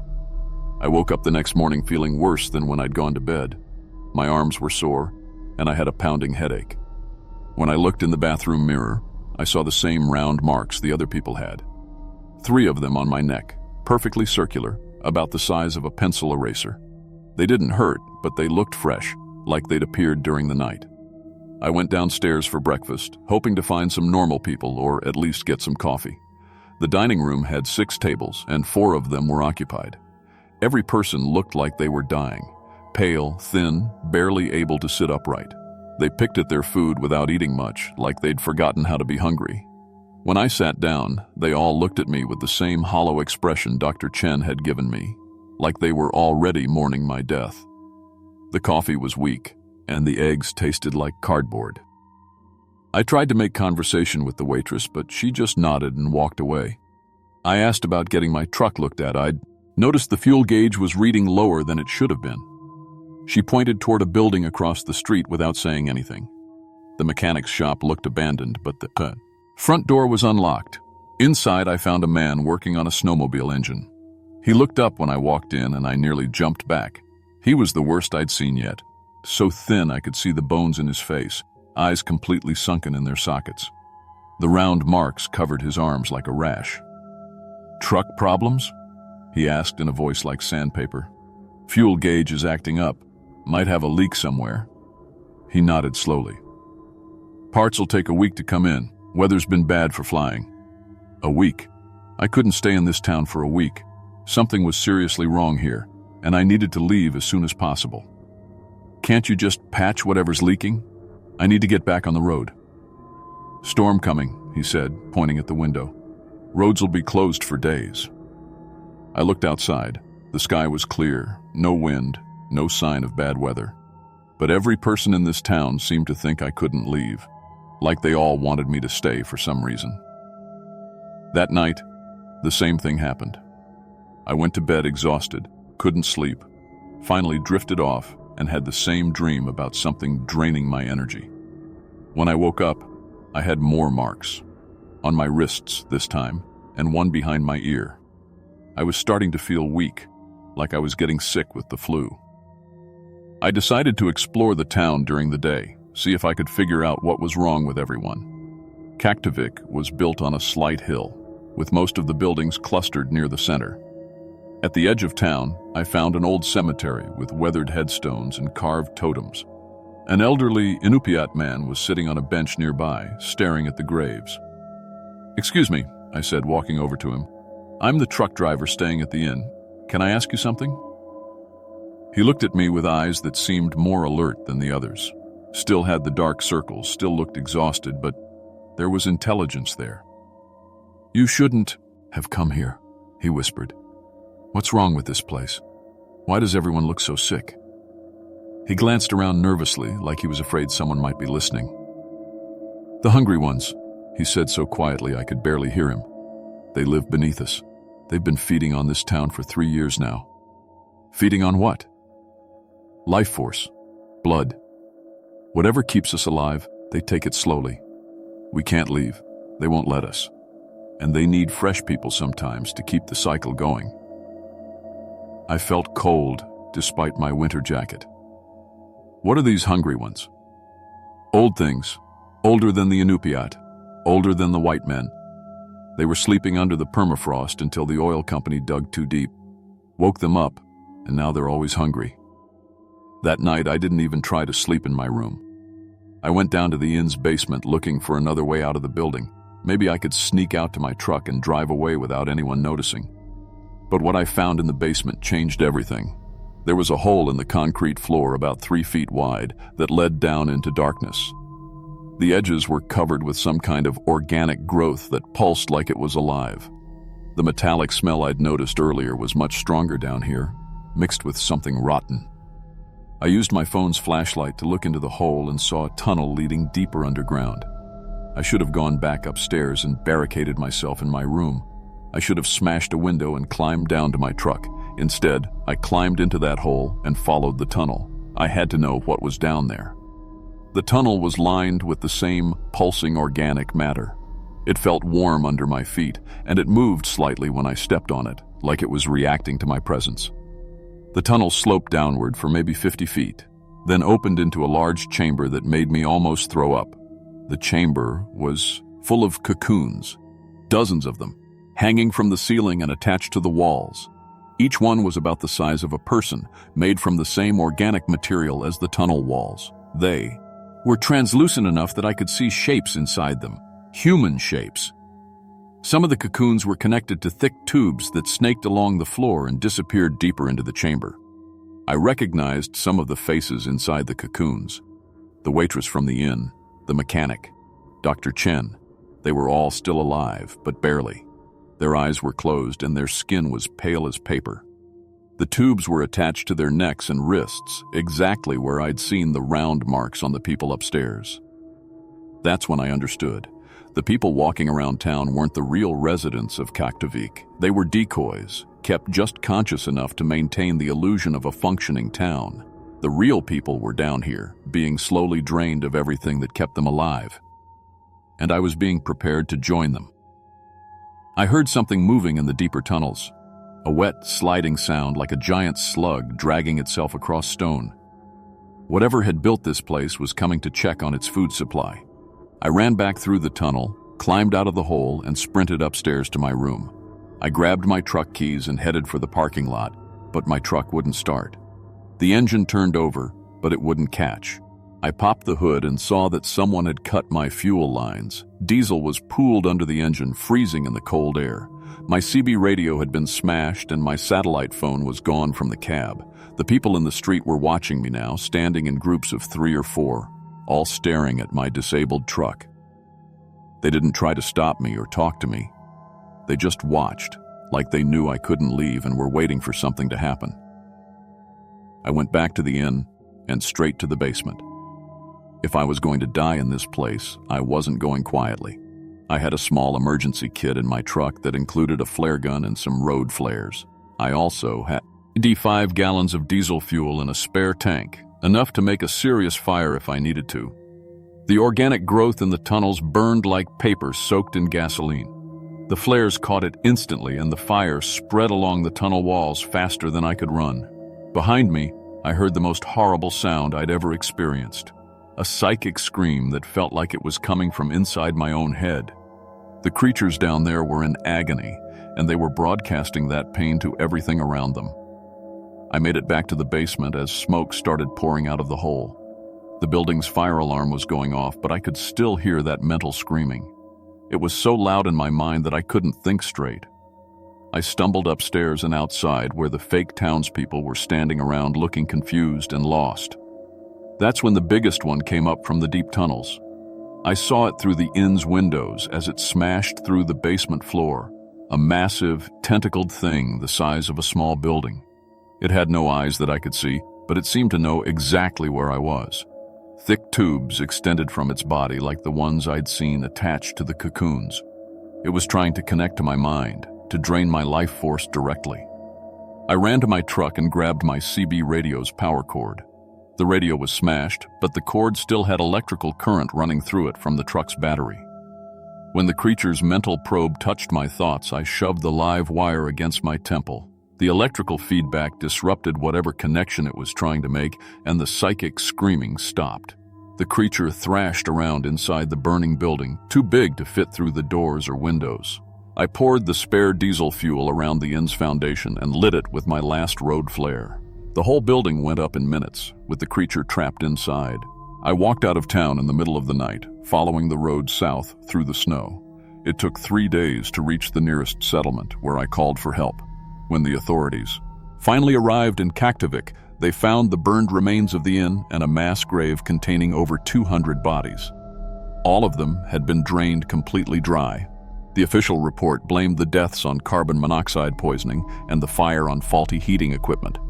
The underground chambers were sealed with concrete and marked as a biological hazard. The surviving residents, the few who hadn't been completely drained, were relocated to Anchorage for medical treatment. I quit long-haul trucking 6 months later. Couldn't handle being alone on empty roads anymore. Now I work for a local delivery company, short runs between cities, never more than a day away from home. But I still feel weaker than I used to. Like those things took something from me that never came back. And sometimes, late at night, I can still hear that psychic screaming in the back of my mind. If you're ever driving through remote Alaska and you come across a town that feels too quiet, where everyone looks sick and tired, don't stop for the night. Don't let them convince you to stay. Some places aren't meant for human habitation. They're feeding grounds for things that should have stayed buried under the ice.